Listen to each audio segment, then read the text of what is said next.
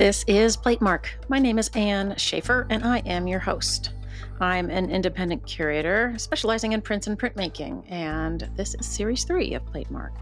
It consists of interviews that I'm doing with people who occupy various roles in the print ecosystem, and that ranges all over the place from artists to printers to publishers to gallerists to curators and beyond. Today's guest is Valpuri Remling, who is the printer and workshop manager at Tamarind Institute. So if you ever have heard anything about lithography in the United States, you'll know about Tamarind. It is a school and gallery and publisher that is attached to the University of New Mexico. And it was formed in 1960 by June Wayne. It has a storied history, which is fascinating. And part of their mission is to not only provide education for future master printers of lithography, but also to produce artists' editions. So Valpuri is on the artist edition side, and she's in the pro shop, as they call it. She's got great stories to tell, and I hope you will enjoy it. She is a delight. Okay, let's see, housekeeping. I identify as a cis-het white woman, and I use the pronouns she, her. I record Platemark in Baltimore, Maryland, the land of the Piscataway Conway people. Images that we talk about will be over on the show notes at platemarkpodcast.com.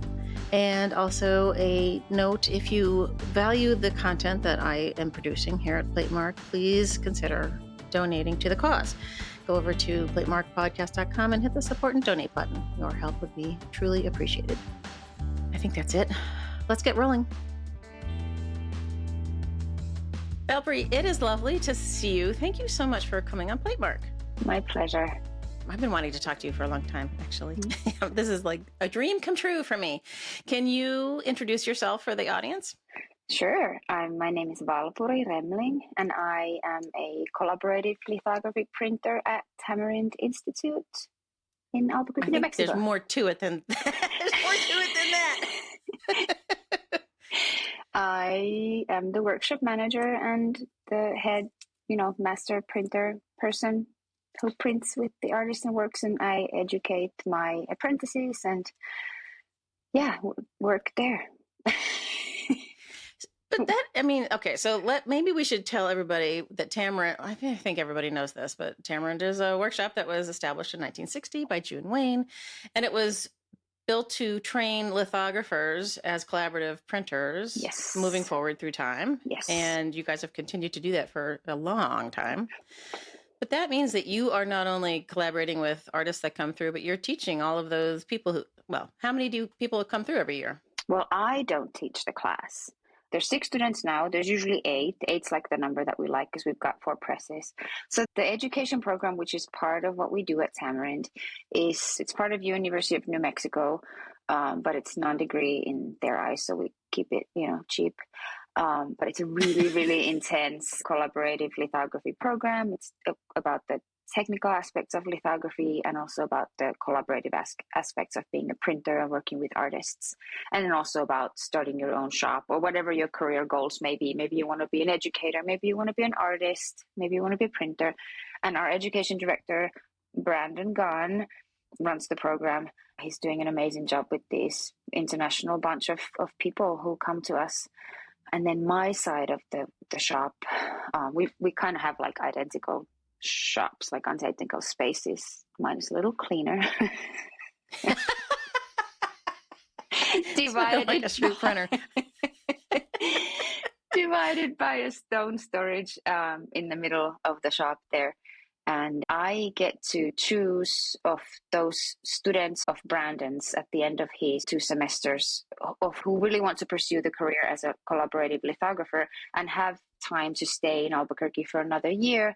They can apply to stay with me for 12 months to really get deeper into the collaboration with the artists and into, getting more technical, just being like thrown into situations less predictable and really do the real thing. So those are my apprentices. And at the moment, I have 2 apprentices. I have Erika Lynn Conant, who is from Maine, and she's finished her PTP this May. And she's only 23. She's amazing. She's really risen to the occasion. She's great. She's got the right attitude. She's hardworking, humble, has fun with it, takes it seriously at the same time, that kind of perfect combination. And then I have Julia Marco Campmani, who's from Spain, and she's doing another, well, it was supposed to be 6 months, but it got shortened to 3-4 months, but she's doing like a little bit of extra time with us to overlap with Erika to help her kind of get into the role and find her place on we call it the pro side and the student side downstairs. So the professional artist workshop is the pro side and then the student shop. So they help me with all of the artists to come, the auditioning, the collaboration, the proofing, everything. They also do a research project over something that interests them. Some of them do something more like delving into like archives. Some of them do something really technical, whatever it is that they are interested in and what's happening in the field. Materials are changing or they're testing something new, So that's a big component of the year with me. So lithography was developed in 1790 something, 1795-ish, somewhere around there. And how much has once you establish something that works, how much stuff changes technically? I mean, I think that the principle really hasn't changed. And the way people make lithographs really hasn't changed. The purpose and the goals have maybe changed, definitely from then. Materials have changed, not only for worse, not only for better, a little bit of both. People who make lithographs, that pool of people has definitely changed. There's more women now in the field too. And yeah, but lithography, the chemical aspects of stone lithography really hasn't changed. I mean, those limestones haven't changed in millions and millions of years. So that the gamma arabic hasn't changed, so. Is it possible to make it non-toxic? Is there always? It's possible to make non-toxic lithography. You can use different matrices. You can use different soy oil-based solvents and stuff. Is it possible to do what we do non-toxic? Maybe not. Is it possible to do all different techniques? No. And I think there's room for that development. And some of my apprentices are doing projects. Actually, Erika is doing a project around that now too, thinking about the aspects. Again, I mean, it's an ongoing research project for sure. I would think it would go on and on. Yeah. So you would use a Bavarian limestone. Yes. To draw on, a very smooth, lovely textured one. People, if you've never seen one, go find one and feel it. But when did they start using the aluminum plates? It's already, aluminum, right? Yeah, in the 1800s already. Oh, yeah? Yeah, mid-1800s. Yeah. We didn't really use them as much in Europe because we had so many stones. I really only started using the plates when I attended Tamarind after my MFA. I had never touched a ball grain plate before because we had so many stones. And also, I'm always fascinated by this because I watched a video of it the other day. This whole idea of flattening the aluminum with the ball grain, like how does that work? Yeah. And people and I said we didn't. I mean, Europe did obviously use plates, and it was definitely very popular in England, especially. But the ball grain or the graining plates, is that what you're talking about? The one that they had at Tackage? I mean, they have those little portable ones too. People have at home. You use those steel balls and sand and water so that you get that kind of stochastic pattern on it. Natural kind of pattern that it's not machine made. Like you can also get those plates that work for lithography that are machine ground, like they have a crosshatch, if you will, like they have lines that go. But you kind of see that pattern on them then. So it's nice to have something that resembles the natural surface of the stone. The shaking and all of that stuff, it's just trying to get a texture that's close to the stone. Yeah, give it a surface, that you can draw on, that that takes the crayon stuff, and right? Yeah. Sure. You need a surface. Huh. Okay. Yeah. So when did you go to Tamarind yourself as a student? You need to interview Brandon for all of this, Okay.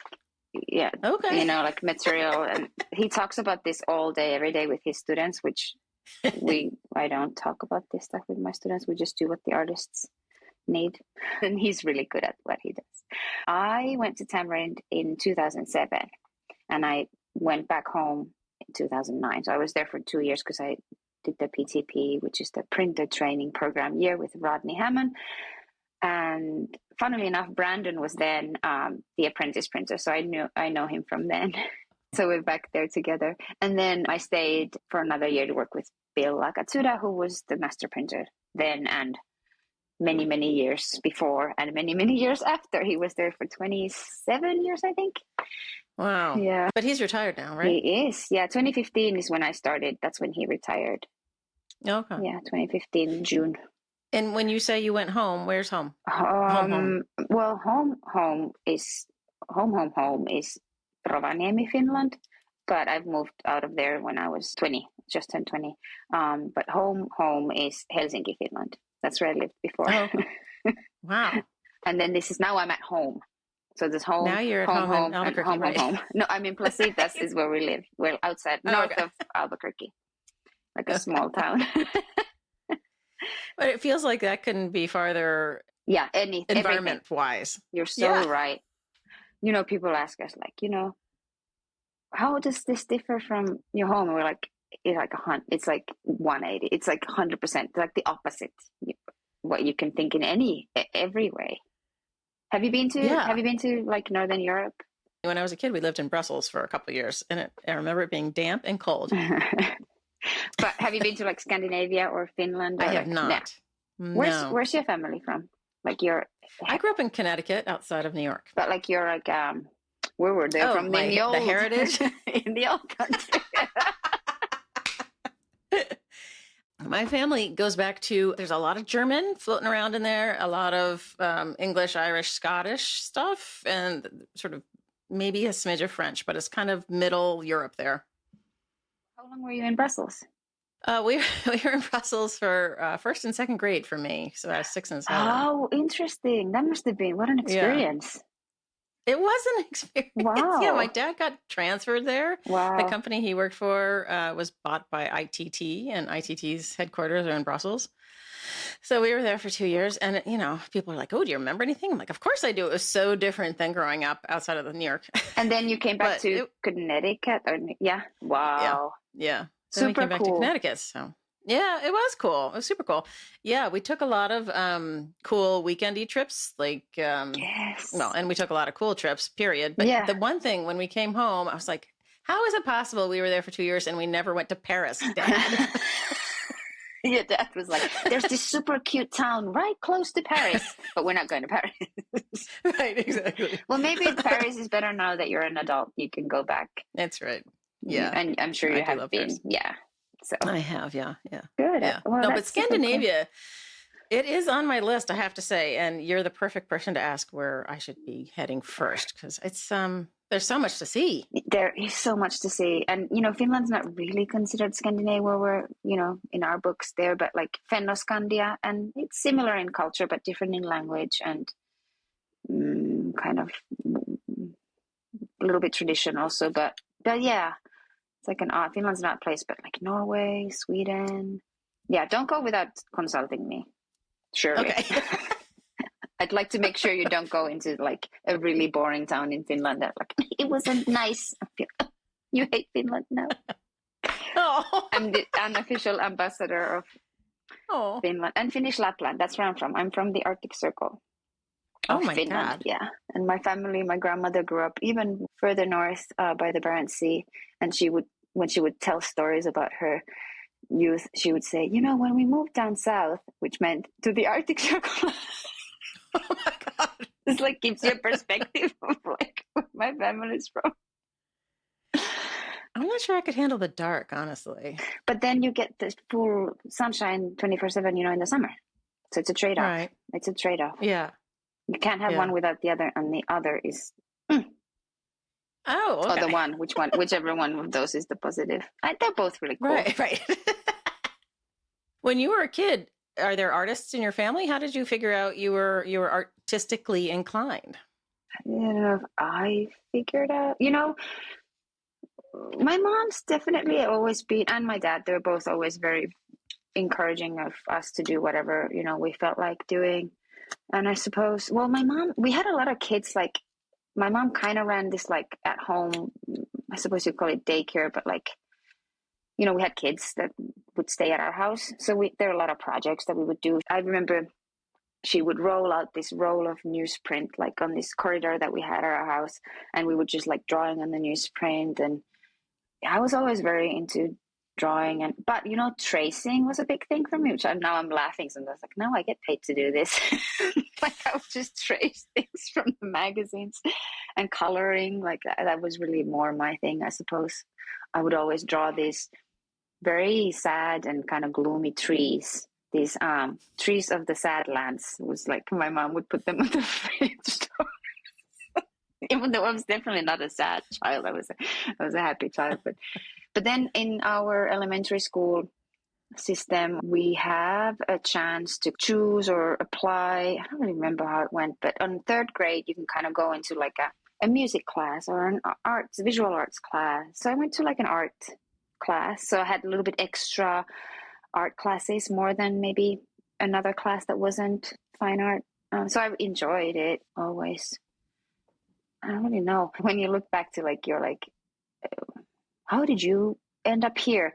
You can find a path, but is it really? You just kind of weave away things that maybe actually had a big point, a big influence in your career path, but you just don't see that it did. So it's hard to look back afterwards and figure out how did things really go. So I don't really know.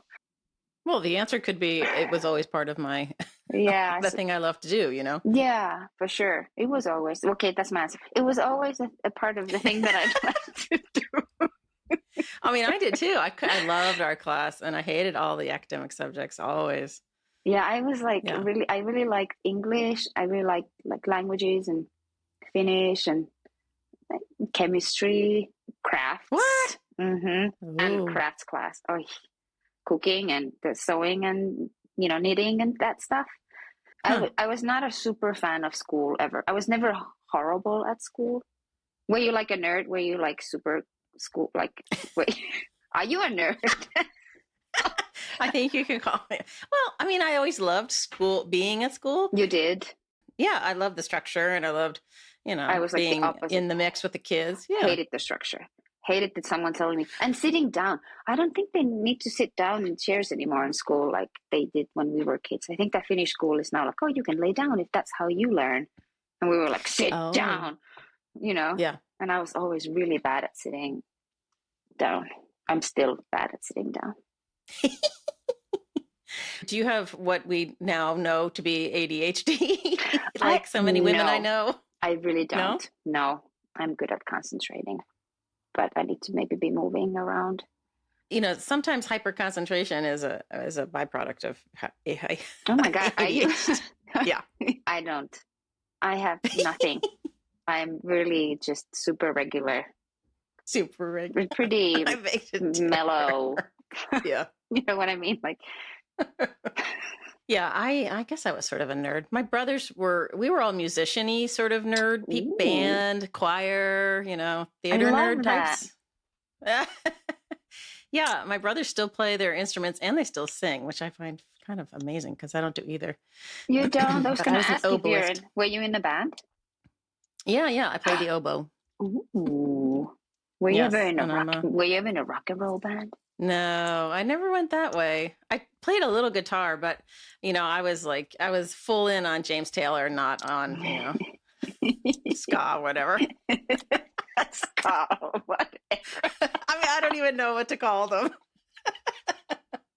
But I hear you're a music fan of some hard things. Well, I'm not heavy metal, but did I hear that right? Well, I'm not like Finland is a big metal country, obviously, but I was never super into that. My husband is he's a straight edge Deadhead. That's a combination that he is nowadays. But we're both really into the Grateful Dead now that we live in the US. It's a new thing for us. Like when we moved here, I could talk about that for too long, so I won't even start. Yes, I really am into music. I love music and all sorts of different kinds of music. And listen to really broadly. I do like punk music. I do like the Grateful Dead. I love rock and roll. I love funk. I love disco, like Oh gosh, wow. I love dancing. I love singing. I do. I love dancing too. Yeah, I Yeah. love dancing. Yeah. I mean, I'm not great at it by no means. By dancing, I mean jumping up and down. That's my dancing. You're not doing choreography, is what you're saying. If there's one thing I'm really bad at is following choreography. I cannot. It's just there's something about I don't understand my body in relation to someone else's body that way. I just don't. I don't. I suck at that. Should practice. That's interesting because well, maybe that would help, but I always think of the printing, that when you're auditioning, that you here comes my cat. When you're auditioning, that you are trying to reduce down to minimal moves, and I'm minimal really steps. good at that. But if someone else told me like, this is how you do it, that would be. I used to dance ballet. Look, so I have grace, and I have body awareness. I do Pilates. Like I'm very, very aware of how I'm moving in that space. Not, well, now that I say I'm not clumsy, my husband is going to be like, you're so clumsy. I'm always like, how did I get this big, massive bruise? It's like under. Because you work with 100-pound stones. Yeah. But yeah, no, you're right. It's very dance like that, moving around the press, like tight spaces. Yeah. But I'm so aware of my space there around my press at work that I could do it with my eyes closed. Oh, yeah, I bet. It's like I have like these dents on my thighs, on the front of my thighs from leaning against the press. My muscles have literally like created these dents. Isn't that funny? Oh my gosh. Like my body's morphing, becoming one with my press. I know. Oh my God. Yes, I know that's possible to compress the fascia and it doesn't come back. Yeah. Yeah. Oh, wow. So that's funny. When Tamarind decides to do an audition with an artist, who selects the artist, or do they come to you? Like, is there a cat? Damn it, get down. Jesus. Is the cat's name Cat or Jesus? His name is Harry. He's like, something's happening. I must be part of it. Okay. Harry, please be part of it. Oh my God. We really are looking at artists all the time and following their paths and kind of like, making a note like, that looks interesting. Let's see where they're going. And Diana Gaston, who's our director, is really good at that. Kylie Aragon-Wallace, who's our gallery director, is really good at that. And we get tips from our artists that we worked with previously a lot too. We get tips from galleries whose artists we've collaborated with. Sometimes literally just stumble onto a show when we're at a city for another reason. I mean, it can come in any way, but we do mainly work with artists that it's like invitation based, sometimes we try to invite them for years before we can get them. We also love to have people come back that we've had before. We love working with returning artists, but we're not like some shops that would work with maybe 10 artists and that's it, because that's their printer and they print, and it's wonderful to create that relationship with your artist. And I kind of had a little bit of that when I was working at the shop in Helsinki Litho, between my Tamarind education and then moving back here to work at Tamarind, because you're in a major city and the artists are there, so they can kind of come and go and you can have like ongoing project with them. But now that we're at Tamarind, and our mission from 1960 by June Wayne, one of the mission points is to spread the love and the word of lithography and the literal lithograph, so that more people can have access to it, more people can understand it. And so we kind of want to work with new artists. So yeah, that would make sense. Yeah, and introduce them to the medium. I've always been fascinated by the move to Albuquerque. Like, not that Albuquerque is a tiny town or anything, but you don't have 100 artists wandering by your shop window every day, like sitting, I don't know. I just always found that. Did you ever come? Did you come by? I have not been, okay. No. You know why we moved though, right? You know why? I forget. What? Tell me. Well, even before the Ford Foundation, like the starter money, that was for 10 years, like even before that came to conclusion, Garo Antrijan and Clinton Adams had moved to New Mexico. Clinton was the dean of was he the dean? I suppose. I'm really not great with the university position, so don't Don't quote Valpuri. Don't quote. If that would be that just as a T-shirt. This is like as a live. Don't quote me. I don't. But so he was working here already, and then some of the work that was published by Tamarind Lithography Workshop, which is what we were called back then, was actually printed in Albuquerque at the university already. So Garo and Trijan and Clinton others were here, and Garo was teaching, and Clinton was teaching too, but they were working at the College of Fine Arts. And then when time came to think of, what now, what next, the idea of becoming a part of the University of New Mexico then came to realization in 1970. Wow. Yeah. And so I should ask Diana, sorry. I'm just wondering about like how autonomous Tamarind is from the university, or like Tandem at Wisconsin, Mm-hmm. they are they pay for themselves. Like they're under the umbrella. Almost pay for ourselves too. But yeah, talk with Diana about all of that. I don't want to, again, don't quote Valpuri. Don't quote me. I mean, I don't, we are part of the university. It's a big bureaucracy. It's a lot of paper turning and red tape, and but it's also a support system. It's a structure. So yeah, Diana, whether she likes it or not, is very deep into all of that. Or Marge, have you spoken with Marge? That's our previous director. So those are two people who would really have stories for you to tell if they would share. Yes. Yeah, Marge has been on my list for a long time. I just haven't gotten in touch. Yeah. Hi, Marge. Yeah, you have a lot of people to talk to, so you're not going to run out of. There is no end of people to talk to in this niche of the art world. Yeah. It's kind of crazy. Yeah. When an artist is coming, are you part of the team that says, yes, we'd like to work with Dasha Siskin or whoever it is?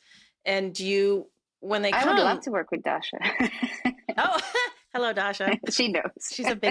She's a super fan. I know. She knows that I'm a fan.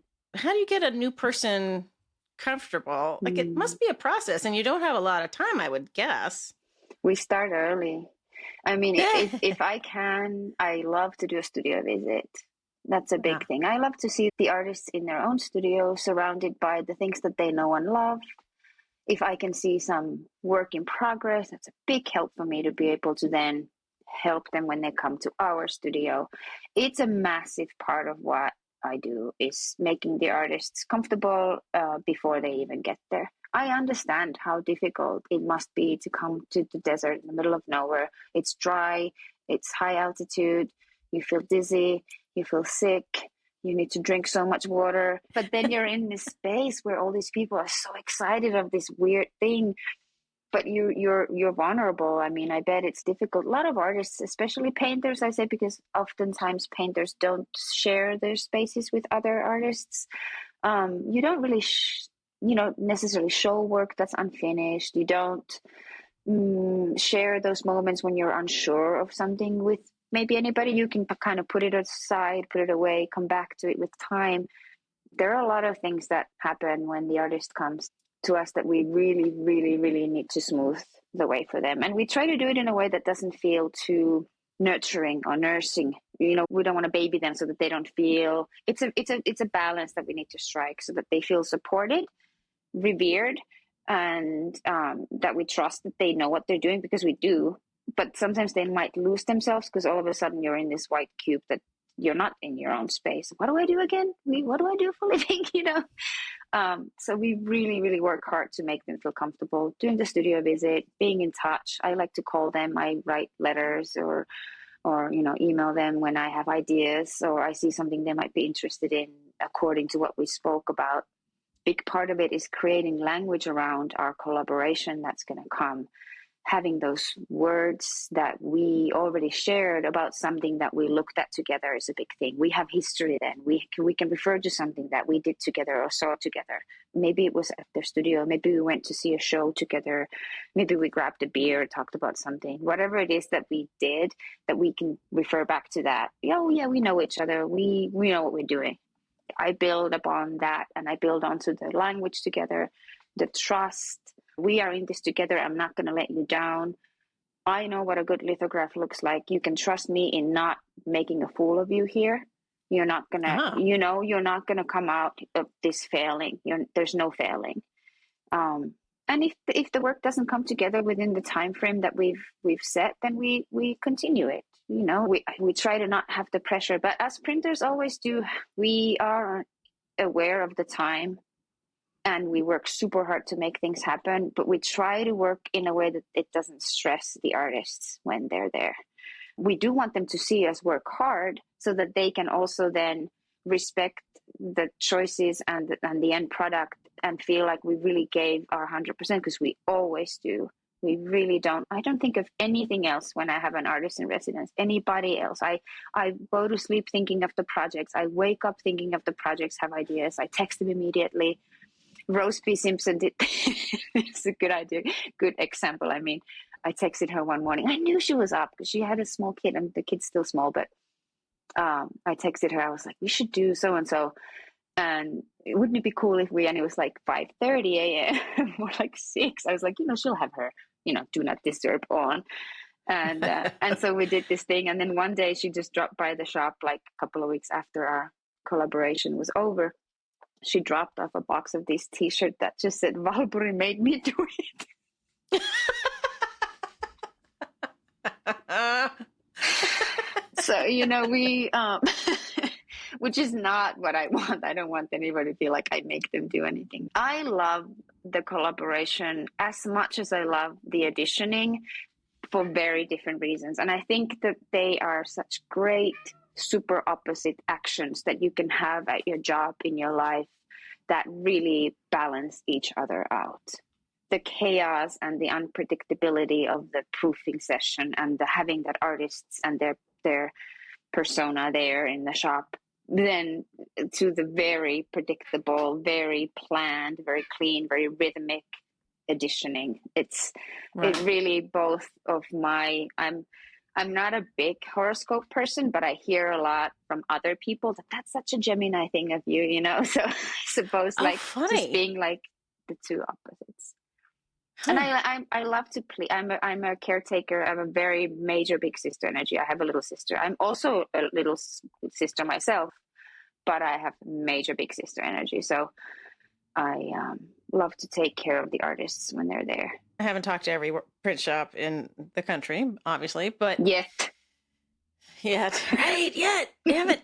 But when you talk to the guys at Tandem, they have their own relationship with the artist, but they're not doing the sort of.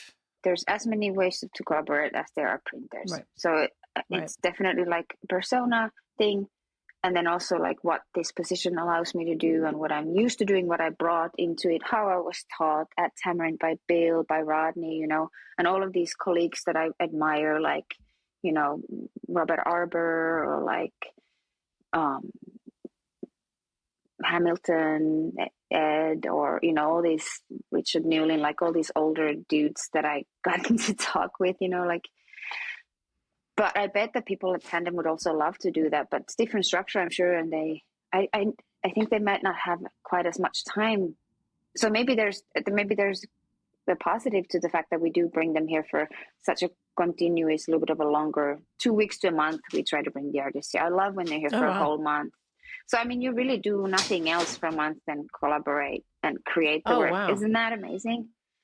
That is. Yeah. I feel like Tandem has them there for 2 weeks or something. There you go. And like, imagine if you live in a big city and you work with artists on and off, they come for an afternoon. Like, I remember that from Helsinki. I'd have an artist, I'd be like, oh, come at 5 p.m. Maybe they come at 10 p.m. for an hour. It's really luxurious to have that kind of undivided attention because there really isn't much other things going on in Albuquerque outside of the shop. For me, there it's beautiful, but, we really get into it hard because everybody wants to make the most of it, when you're there. I haven't met an artist yet who didn't want to make the most of it. Oh yeah, that would be crazy. Why would you do? Yes, of course. Yeah. How many artists do you work with in a year, do you think? Maybe around like 5 to 10. Maybe I say 5 because the pandemic years were a little bit less, but maybe like 8 to 6. I'd like there to be not as many artists, and maybe and that's a personal thing again, like, because I've been there for a while now, and I like a complex project, because then it's challenging, and I like a challenge. So I'd like to do less artists and more in-depth work that really falls on the same line with their studio work, not copying their studio work, but that it has the same level of whatever it is that is essential in their work, that we can bring that to the lithographs that we make. And I think that can only be achieved with the kind of really in-depth collaboration and really not shying away from doing something unconventional. I think that goes for every printer. Everybody always has to kind of reinvent lithography with each new artist, because you have to find the right tools that fit their temperament, fit their hand, fit their mark making. So you really just have to use your toolbox, which is your workshop, and find the ways for them to be able to feel comfortable enough to make the work that they can feel proud of. And if they show it together with their paintings or sculptures at a show, what else can we ask for? That for me is amazing. If I were an artist and I wanted to get the most out of my time with Valpuri, I would I would want to come with things so far down the line, as far down the line as possible, but like, what if it's somebody who's doing one of those giant stone, really tight graphite looking litho crayon drawing? It takes hours to do that. The creation of the image itself. Yeah. When we have artists who take a lot of time to draw, then we just have to be a little bit more decisive, and maybe hopefully those kind of artists, and I'm thinking about a specific artist when I say this, that doesn't go for everybody, but I'm thinking about a specific artist who takes a lot of time to draw, but they're also very sure of the work they do. They have a specific way of working that I can translate a little bit more easily to what we need to do to make it feel that way, meaning we don't have to try everything under the sun, meaning they can concentrate on drawing, and then we can start creating the other supporting layers, mixing the colors, choosing the papers, thinking about the scale, everything that goes into making it look like their work, so that they can concentrate on the drawing. And we don't have to be like, okay, now the drawing's done, let's try all of these different colors, all of the background layers and all the top layers. We can be pretty sure of what else is going on there. So we can kind of work gradually towards say that the drawing is the key image, towards the key image. Whereas someone who doesn't draw as much and the marks are maybe more gestural, or maybe there's no stone at all, we can kind of throw things together, have all these materials around it that we've created, and then we kind of start putting them together in different orders or different colorways, or pairing things up, or like really creating the material first and then putting it together. Does that make sense? Yeah, no, it does. Yeah, when you were talking about choosing the colors and stuff, and I was thinking, is there ever a time when you run a single keystone and that's it? There is. Yeah. We just did it with Ellen Birkenblit. We just did it with Danny Orchard. I'm sure we've done it with other people recently too. That's one of the things. I'm really bad at thinking back of what we've done. Oh, funny. I'm always looking forward. My mind is now in like February, March of my artists that are coming. I have an artist come tomorrow. I'm already in my mind thinking of artists after that. I'm so ready to work with my artist tomorrow that it's too late to think about her now. With those thoughts, I thought, and then it starts tomorrow when she starts. We're hitting it, and she can change everything. No matter what I think, it doesn't matter what I think. We can plan with the team. We sit together and maybe we'll do this and this. We just want to be prepared. We want to feel prepared, but we're also super ready to just throw all of that. Okay, that didn't happen. Yeah, I'm really looking forward always to the next thing. And that's kind of a cool thing about the job too. That's not one day is same to another. It's really fun that way. No sitting behind a desk for you. Except for now. Oh, right. Talking for a whole hour. Good God. Have you ever fired an artist? No. No, I wouldn't. No, that's not even a thing.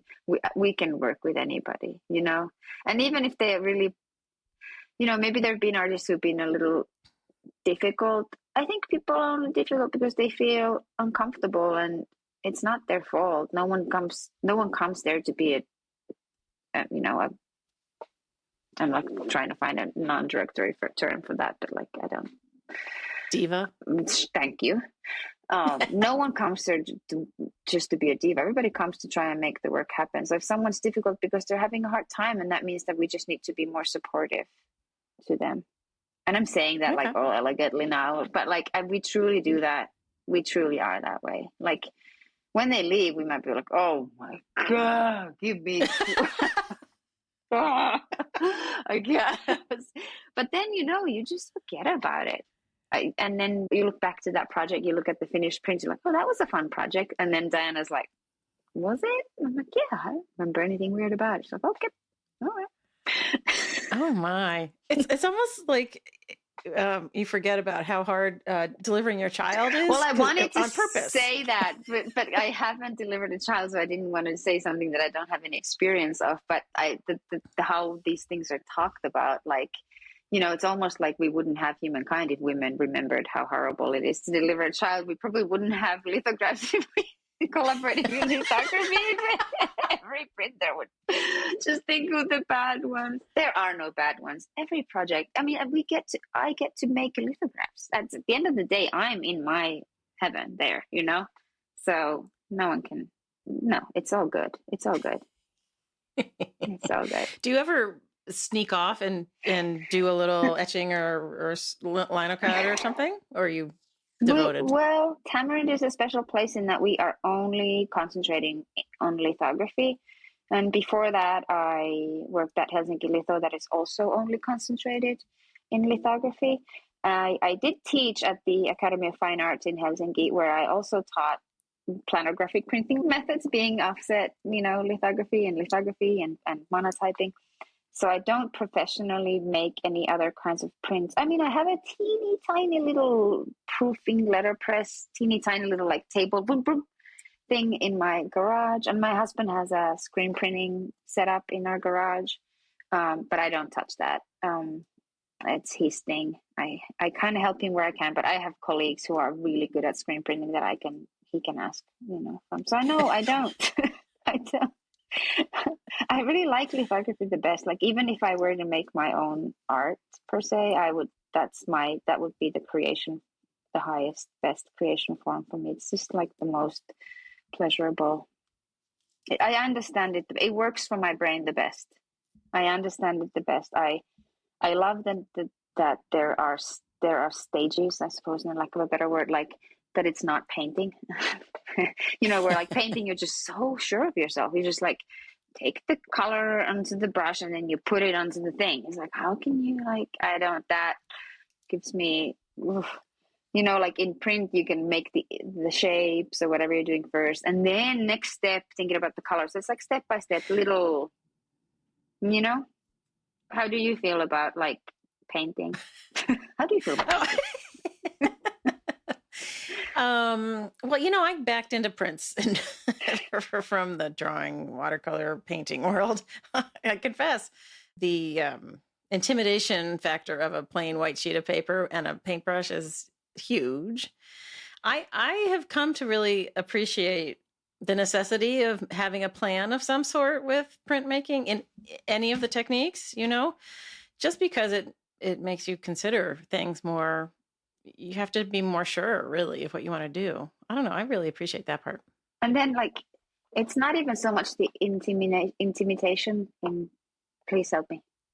Intimidation factor. Thank you. It's like once I start saying something wrong, I can never say it right again. I made this decision of this shape, and it's done. And then I get to make another decision with what color, or if another color comes, or what paper it goes on.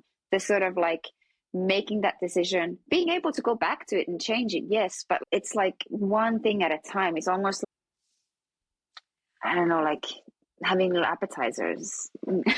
Like, it's just like it's lovely that way.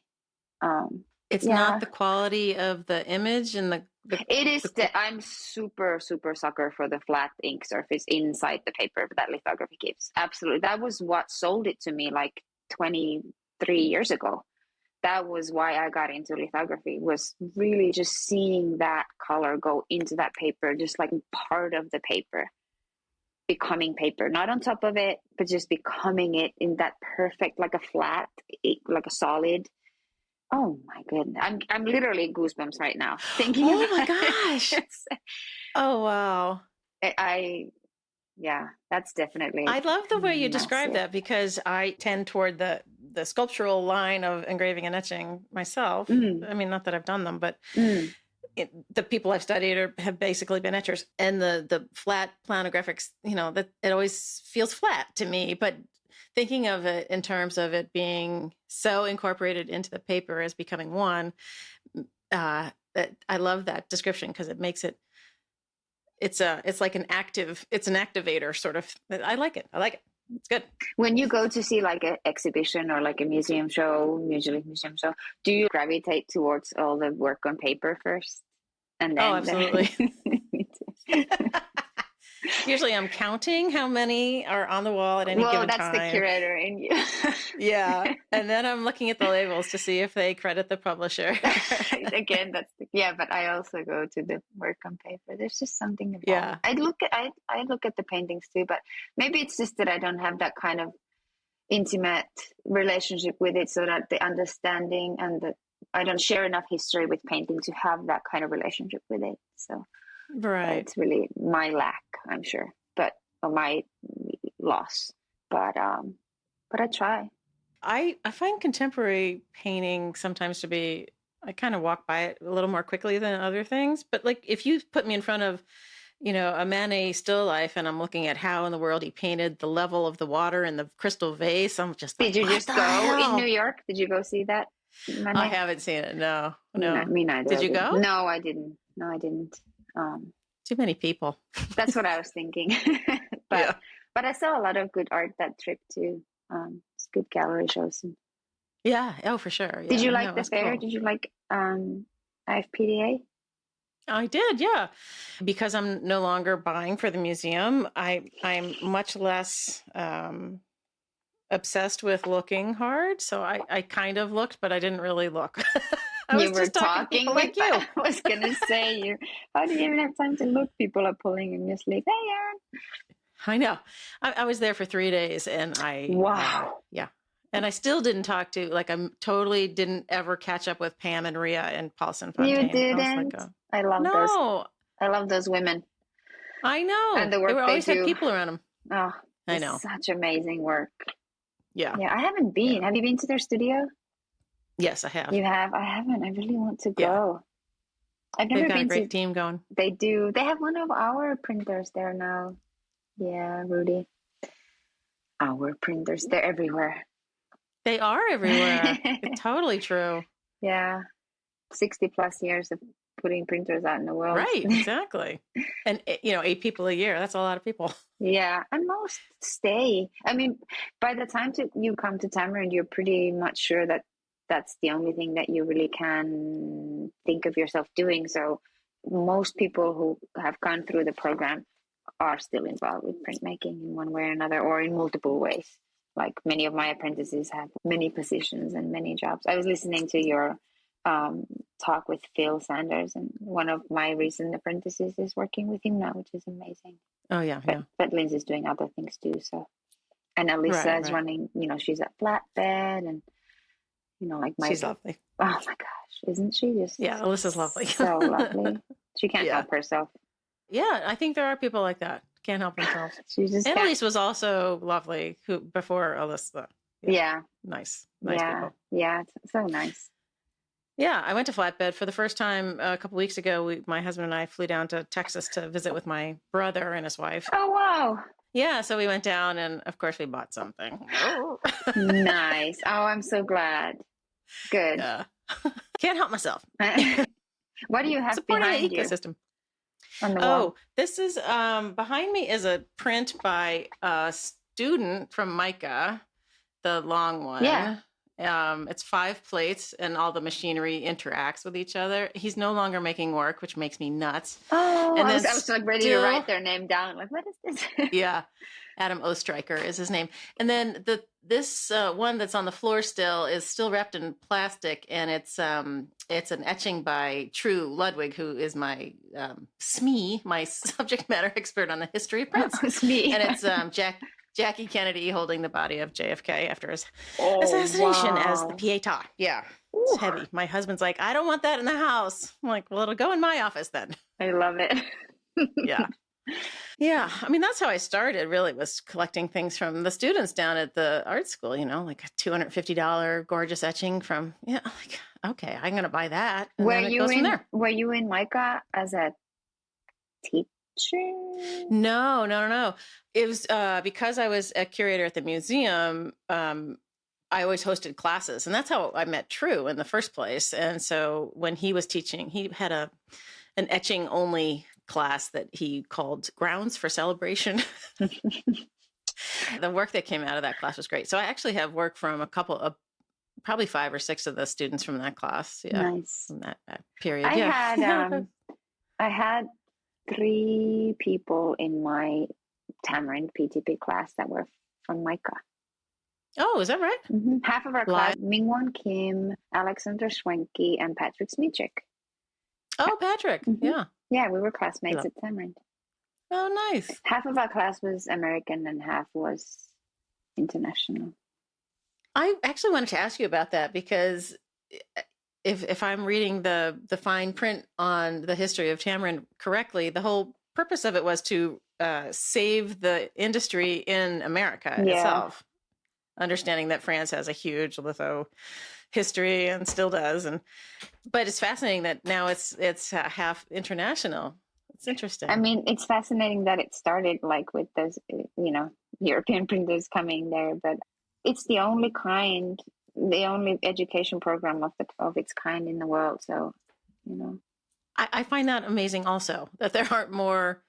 I mean, I suppose there's probably a studio in Tokyo where you can go learn mokuhanga, but yeah, because it's a difficult thing, because learning something really thoroughly, a craft like that also is like psychological, because you're thinking about the collaborative part of it too. I mean, it takes years. I mean, you're always learning, you never stop learning. I mean, that goes for everything, but having that amount of information put into your brain and body in such a fast pace like we do at Tamarind, it really does wonders. You do learn so much during that 2-semester period. It's not like your art school experience. It's very different. Because you're not working on your own work, so you're not ever that nobody says, go sit in your studio for an hour and think about what you want to do. Yeah, I suppose so. But they do like really long weeks, the students in the studio, in the workshop. Is it chemistry first and then? Yeah, it's a lot of chemistry all the time. Chemistry comes in everything because it's a chemical printmaking method, so you can't really go without it. But, it goes, there's a structure of like, you go stones and plates and, etching, and then comes paper, then comes ink mixing, with color inks. And how do you think about mixing colors, both like mixing the ink and then both mixing them on the paper in the artwork? There's so much that goes into it. And then comes the whole collaborative part of it, like how do you work with an artist, and what are the things to consider, and what are you bringing into it? What is your role?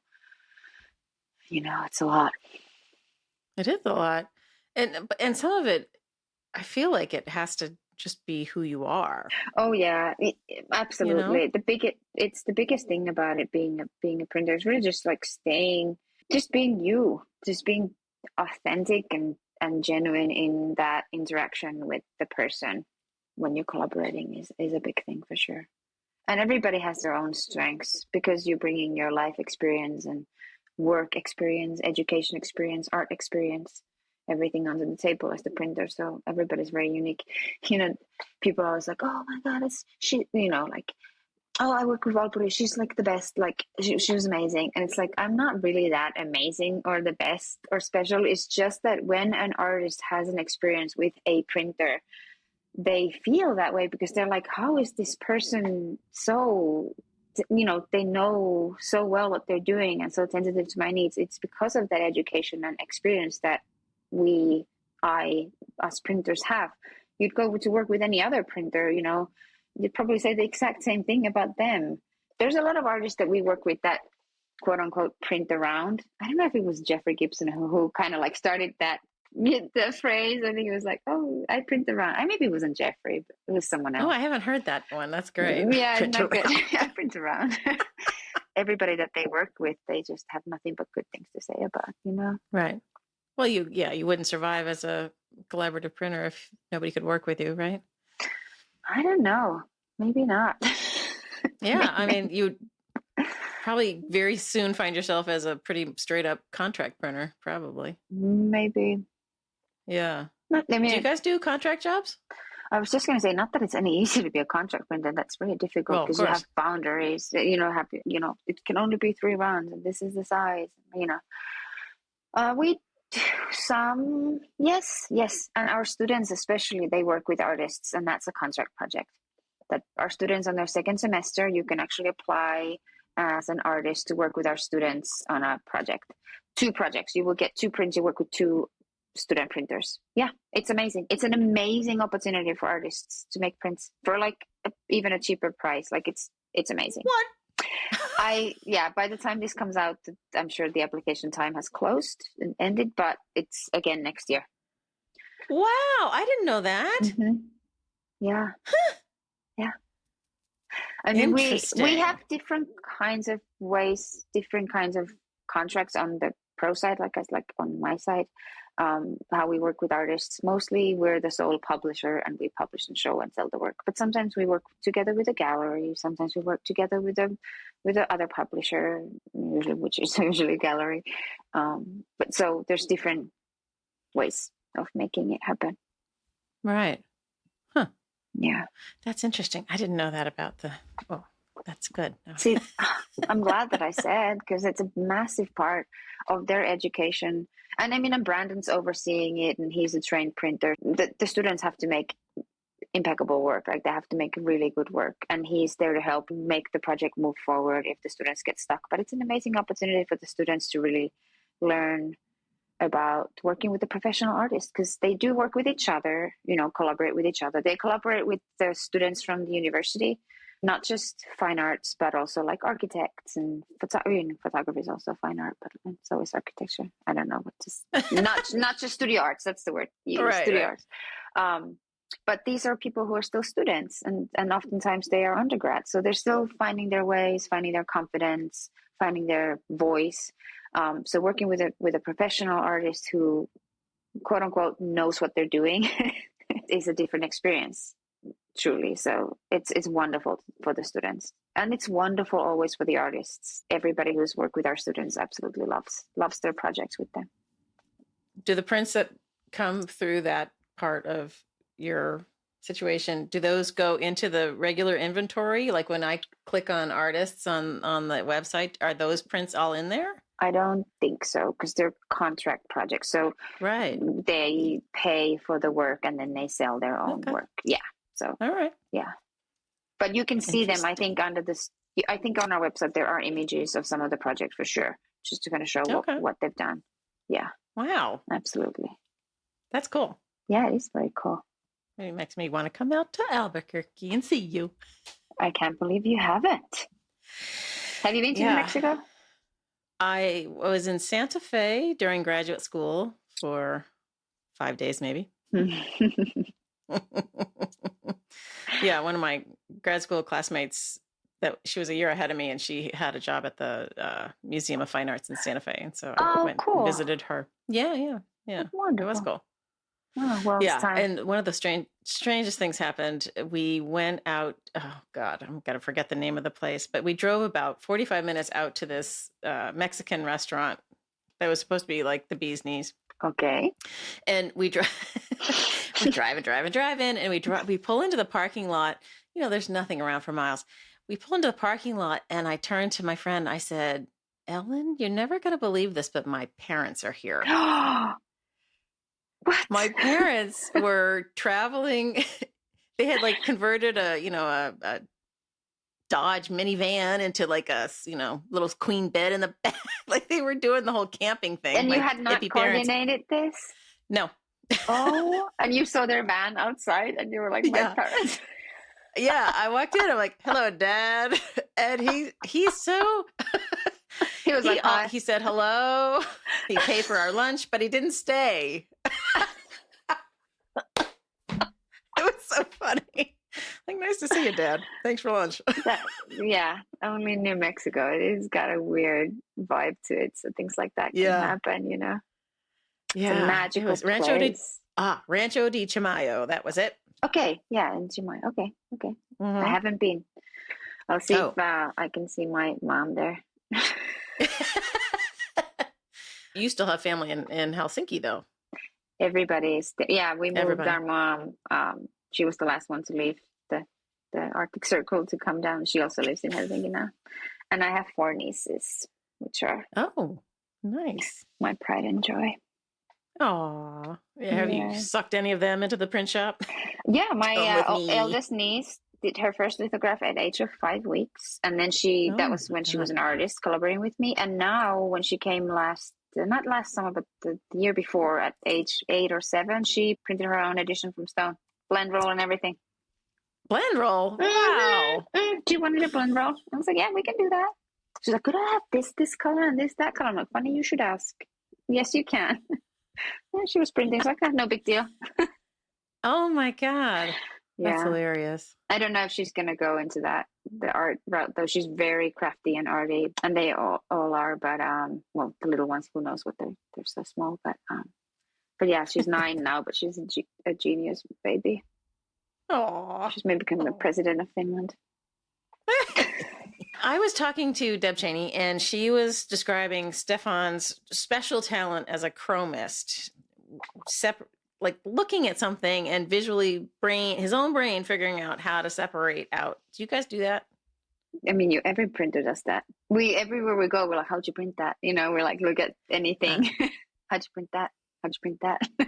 But Stefan is obviously a trained master at that, because that's what he did. Like he physically did that also. Like he separated when they did work that was more maybe representational to something that already existed. He also did that kind of stuff. So yeah, I think he's probably going to be super master at that. But of course, we have to think about these things.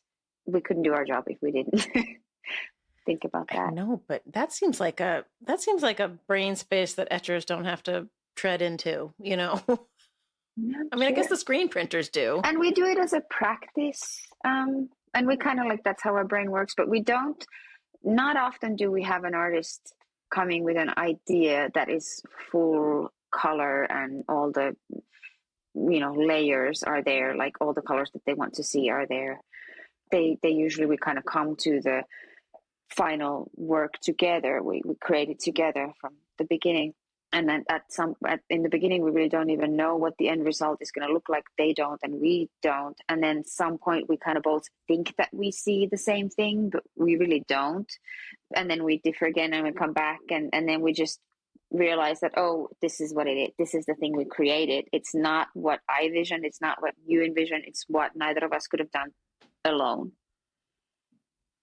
That being said, I did have to kind of do that with Jeffrey. I mentioned Jeffrey again because that was a recent project, and he's so amazing. But we did 2 prints do you remember the print you saw at IFPDA, the 21 color one? That was just so fun to make. This is Jeffrey Gibson, right? Yeah.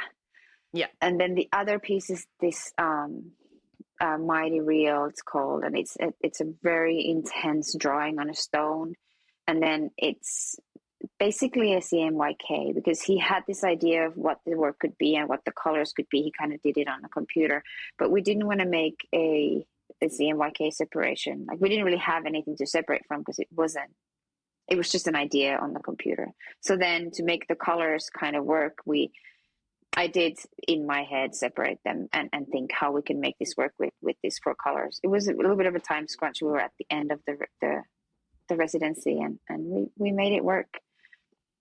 There's one blend there, but everything else is just like using cyan-ish, magenta-ish, and yellow, and then the black, and just blending them with different kind of mark making, just like making it work. Yeah. So I've never talked to somebody who talked about making separations in their head so with such great facility. Like how do you look at something? Where do you start? I don't get it. Yes, you do get it. But well, because we're not thinking about like dots that need to perfectly align to make the perfect color. Like we're not doing like a photographic rendition or something, but you think about like, oh, there's this like really, really dark striking blue. So, what does it need in addition to the full cyan that we can make it that color? Okay, we need to add a little bit of the red in there, but how much? Let's just make a really light addition to the reds to make, or there's like a really light green. Okay, so we just do a little bit of the cyan run there really light, but then like more of the yellow so that it like, then you just like think what colors are in there. How would you print that? What would you put there? Oh my God. I know you're like, it's so simple. It's not simple. Well, you're not looking. If you were looking at the thing, you would be able to like say the same things. All right. I've never tried it, so maybe I'll, yeah. Yeah. See, there you go. If you take it as a practice, then it'll come a little easier. Okay. Yeah. Yeah. I was describing to, I think it was Craig. Yeah. Craig Zamiello that.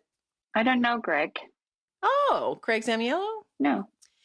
Oh, he was at ULAE for many years, and now he prints for Two Palms. Oh, maybe I've met them or seen them, but I don't know them in person. Huh. Probably. Well, probably. I don't know. Is that episode on your website? It just dropped. I think last week. Maybe, I will listen as we're recording this. Yeah. Okay. But I was describing this idea first that if I had known when I was in graduate school that this was a world I could be in, I'd be tempted to have, because I do like to be creative adjacent.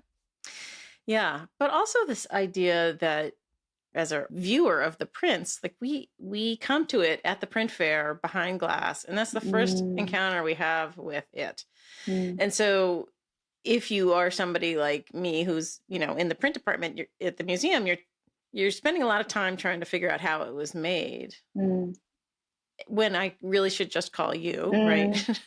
Right? We talk about that so much. Like we do have curators.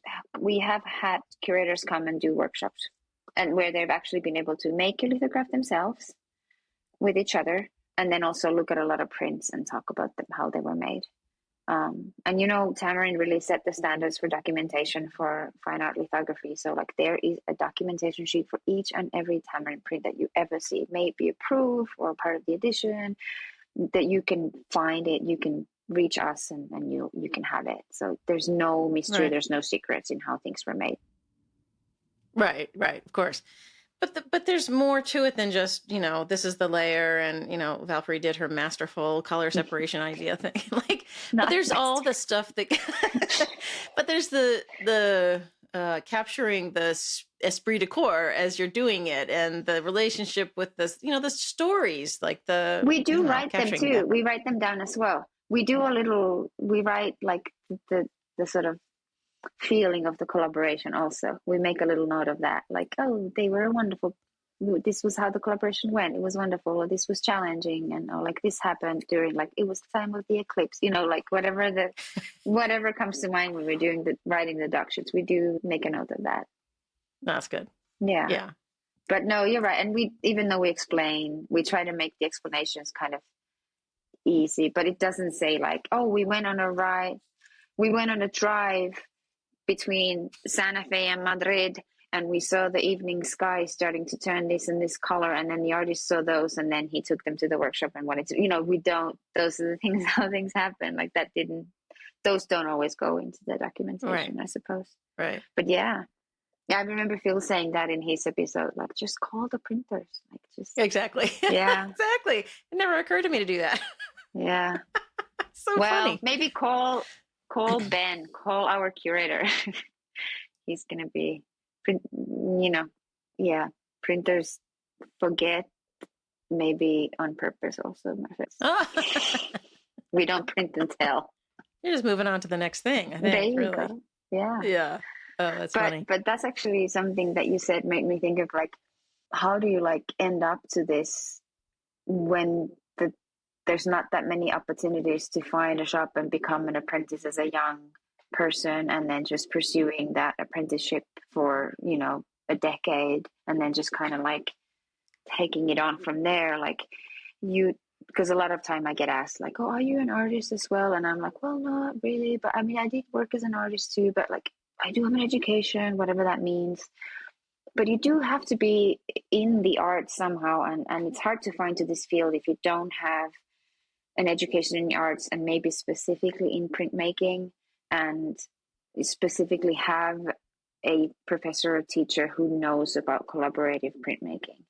That's why I really try to do as many talks to schools about collaborative printmaking as I can. And I love that these online and like webinars and stuff are a thing now, that I can do those and really talk about that, so that art students understand that that's also a thing that they can do later on. They can work with a printer, or maybe they can pursue becoming a printer, but both ways, really. Just as they think about working with someone who casts bronze, or like they wouldn't even start thinking about doing that on their own.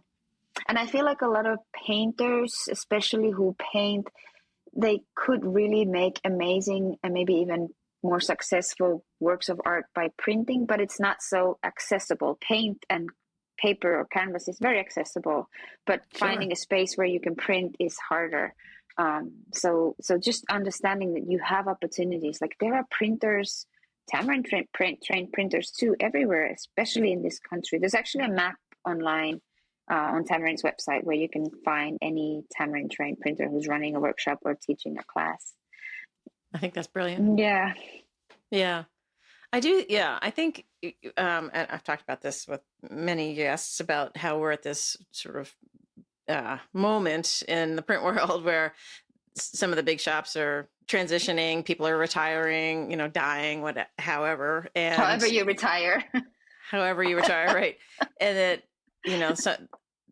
some of the smaller shops don't have the wherewithal to become bigger shops. Like, there's kind of like there's no medium-sized one. And so, yeah, we got to encourage people to keep it going. Oh, thank goodness you didn't ask me about how do you solve that. Yeah, but I agree. Well, you guys are doing your part. Well, we try, we try to keep the medium alive. I mean, it's I don't know if this goes with the whole, whenever you're an adult, you think that the world is crazier than it's ever been in the history of humankind, because I certainly feel that way right now. But then I ask people my senior, like, do you feel like it's crazier than it was when you were in your 40s? They're like, no, it was crazy then too. It's like the same crazy. But that goes for like, print shops and lithography, I mean, as well. It's like, okay, it's like really time to save lithography. Like, I feel like we always feel like this is the time when we need to save lithography. And that's what June Wayne felt in the 60s. And maybe there was a time in the 80s when it was like, woo, like really booming. But, I don't know if it's the same phenomena that you just feel like it's that way when you're really into it. And we're so into it. Also, you have to kind of, everything I say, take with the understanding that I am really solely into it. Like, my whole existence in this country is because of this, so it's really my whole being. Like, I am fully engaged with lithography, collaborative lithography, materials. I am really 100% just doing that. So I'm not like, I don't have maybe the kind of perspective that a person who also has other things going on in their life. Right. Yeah. I moved to this country to do this job. Like, like it's that brings a certain kind of presence to something that you do when you go across the oceans, far away from your family, to be, sure, of course, to do something. Yeah. You just really. I'm never sure if people listening have listened to all of the episodes or not. Like, of course, you're allowed to cherry pick, but when I was talking to Susan Tallman not too long ago, who ran Art and Print, the journal, for a long time. Yes.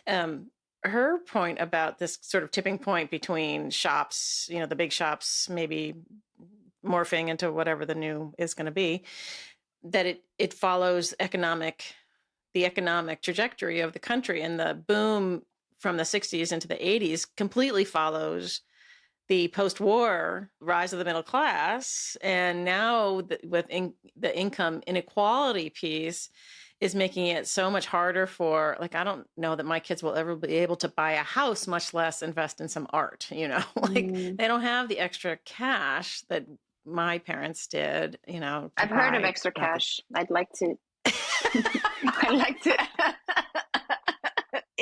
investigate into the idea further. The concept. I'm familiar with the concept.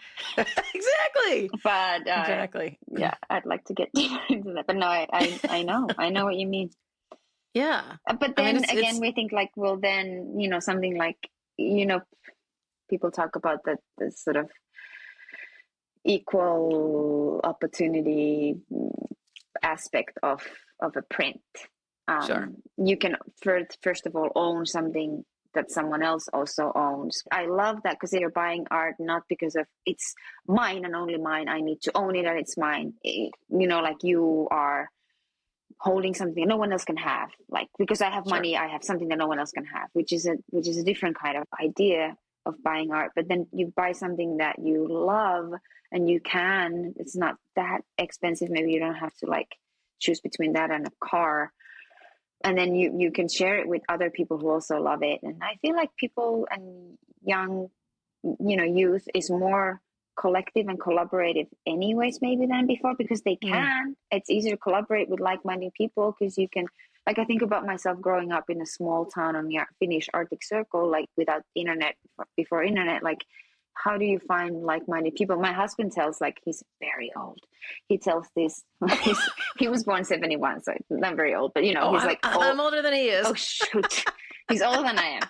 So he used to like trade, like they would buy punk from like East Coast, like Boston, or like Triple B Records. They would buy records and they would send money in an envelope and just hope that something came back. Or they would send like Finnish punk to the US because they knew about that. Like, how do you even know about these things? Like, you just find out through someone went and saw, maybe had a record, and you look on the back of it, like, who made this record? And there's no website to go to. Now kids have so much opportunity, and I'm saying kids, but I mean all of us have so much. Yeah. But starting from young, you have this opportunity to find like-minded people and collaborate and feel this togetherness with other people.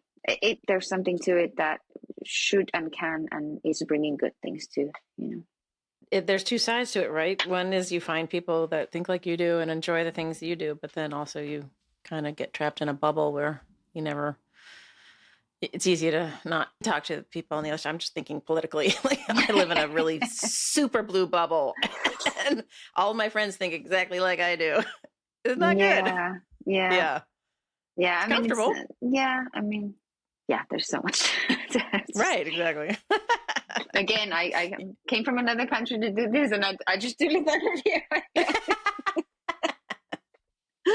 It's all good. Yeah. All good. All right. Is there anything else that you want to share with our folks about how to follow you or find you? Are you active on the webs?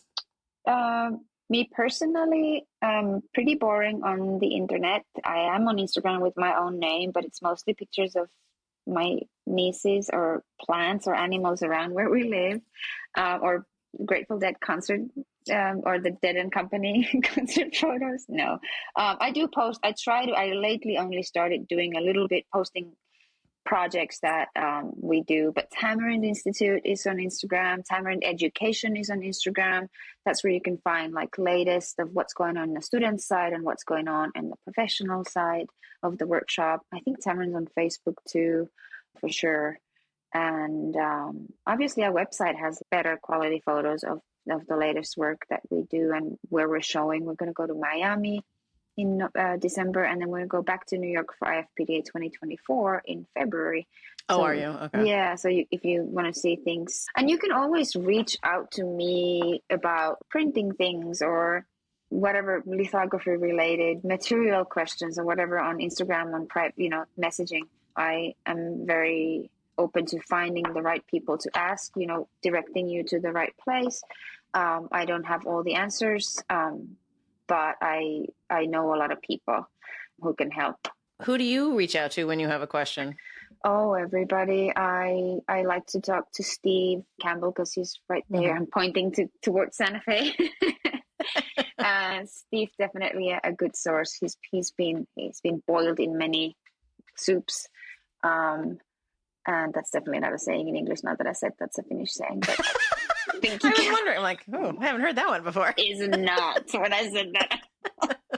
But I got that. It was a good image. I like it. I like to talk to Robert Arbour, definitely a super big idol of mine. Bill's right here. I could always talk to Bill Lagattuta. I could always reach out to Rodney. I reach out to my teacher and my colleagues back home, Matti, Hintikka, and Kalle. I reach out to my apprentices a lot because they're in the field, they're seeing other things. You kind of talk about bubbles, like I'm in this bubble. I really need to learn from my apprentices who go out, like, okay, what we did when you were here. Tell me something new. What are new materials? What are new things? Have you had a trouble with this? We also have a Tamarind Printers Facebook group that is pretty active, where you can ask questions from each other. Tamarind trained lithographer printers to save a safe zone. I mean, Deb knows everything. I mean, all of us Tamarind printers, we talk to each other for sure. That's nice. Yeah, I don't know. Yeah, absolutely. I talk to other podcaster. Yeah, there's only one. Oh yeah. It still shocks me that they're literally 4 podcasts about printmaking. Will you list all of them so everybody can please, and I can write down if there's some that I don't know about? Will you list them, please? Oh, well, there's me and Miranda, hello print friend, and we do very similar kinds of things, although we kind of circle each other in, it's like a Venn diagram. We intersect on some people and then we're out here. And then there's a one called The Unfinished Print, but he, I forget his name, he focuses only on mokuhanga printing. Oh, wow. Yeah. How interesting. And then there's the 2 artists up in Portland who do newsprint. I've heard of another printmaking podcast. Oh, but I don't, tell. Oh gosh, now I have to find it. Remember what I said about names earlier? Yeah. There's a ton of artist studio, general creativity, come paint with me, educator. The Printcast. Oh, but he's not active anymore. Okay. Nicholas. Yeah, no, he's not. He stopped in. But there's lots of episodes online that you can listen to. There are episodes archived. Yeah, but he's not doing it anymore. I see. Pretty sure. Also, there's a song called Printmaking by Jeff Resnick. That's just what they said when I searched for Printmaking podcast. I've never heard that song, and I probably never will. There's a band in Lawrence, Kansas that's called, what is it called? It's a bunch of printmakers, and it's it's somebody in the a la Poupées or something. Wasn't there a band that Michael Krieger's students had wherever he was teaching then? Maybe it was in Kansas. Don't quote Valpuri. But it was called the Tamarind Fold because the way we teach them to fold rags, which, everybody folds rags the way they want, but apparently they called it the Tamarind Fold. That was a good band name. Is that in the thirds? Well, it used to be, but the rags are getting really small, so I just do them in twos now. Because I think I've heard of the Tamarind Fold. That's you so have funny. to. Have you heard the Tamarind Fold band? Well, I've never heard any songs from them, but yeah, I'm gonna have to Google them. We should have one of the printmaking bands on the podcast. Yeah. I'm trying to think if there's something something smart that I should say that Diana is like dying for me to say at the end of this. She's like listening to this and be like, Valpuri, you were supposed to say something. Well, I'm gonna say that this podcast is gonna come out too late for that, but I am gonna point out that we do have a new workshop that's for the first time this summer, which is a 1 week workshop, because we used to have the 1 month summer workshop, which still happens, but in addition to that and the PTP, which is the 2 semesters, there is also a 1 week workshop, trying to be a little bit more accessible, because it's hard to leave your life for a month, not to even mention 2 semesters. So right, of course, that's something that people can look up. So a week would be, you would welcome a me, or you're looking just for artists? I'm not quite sure if he would welcome a you, but I think he might have to, because I have been kind of telling all my friends who don't really know lithography to come. So I think he's going to welcome everybody. Maybe it is a beginner. I hope it is a beginner. Oh, that'd be fun. Yeah. Well, yeah. Maybe that would be in Albuquerque.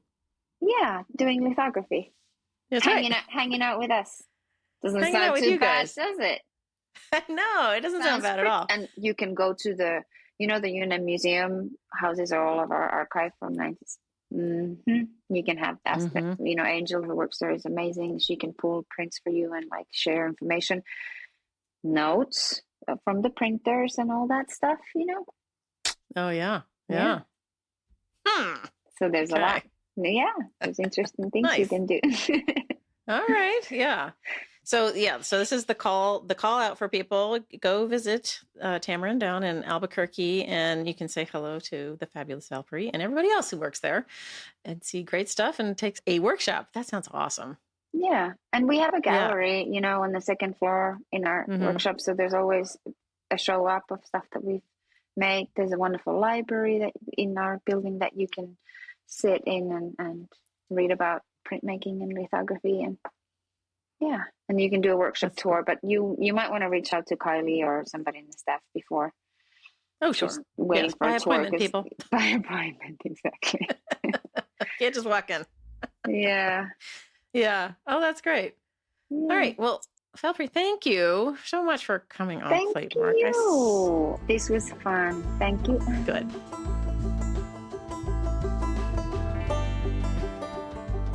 Thank you for listening to this episode of Platemark. I hope you enjoyed it as much as I did. Valpuri is lovely, and I hope to be able to talk to her again about more things that they're doing down at Tamarind. Let's see. If you value the content that we are producing here, please consider becoming a monthly subscriber at $5 a month. That would be most helpful to me, and I would appreciate you helping me keep the lights on. Before we go, a series of thank yous as usual. One to Valpuri for being a wonderful guest. Thank you so much. And also one to Michael Diamond for the use of his original music. One goes out to Dan Fury of Extension Audio for his help with sound issues. I'm terrible at it.